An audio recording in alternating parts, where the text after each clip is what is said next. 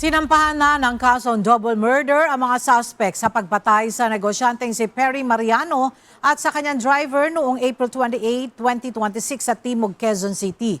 Bagamat nananatiling at large, tukoy na ng mga otoridad ang 6 na suspect kabilang ang gunman, motorcycle driver, 2 spotter at iba pang kasabwat. Natunto ng mga investigador ang isa sa mga suspect matapos masubaybayan ang pagbabayad sa isang Airbnb sa pamamagitan ng transaksyon sa isang convenience store.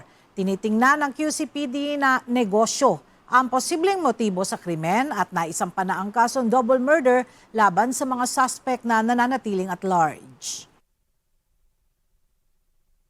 So ito yung EBIS naman, yung Ballistic Information System, na lahat ng fired cartridges nandyan, nasa forensic group.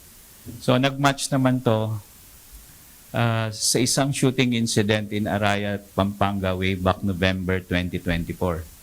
Ang nasugatan dito ay isang municipal councilor at isang barangay captain.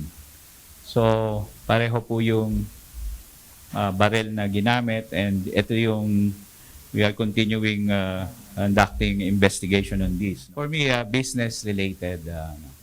Kasi meron din siyang mga... Previously kasi, meron din na-involve sila sa STL, nag-franchise po sila.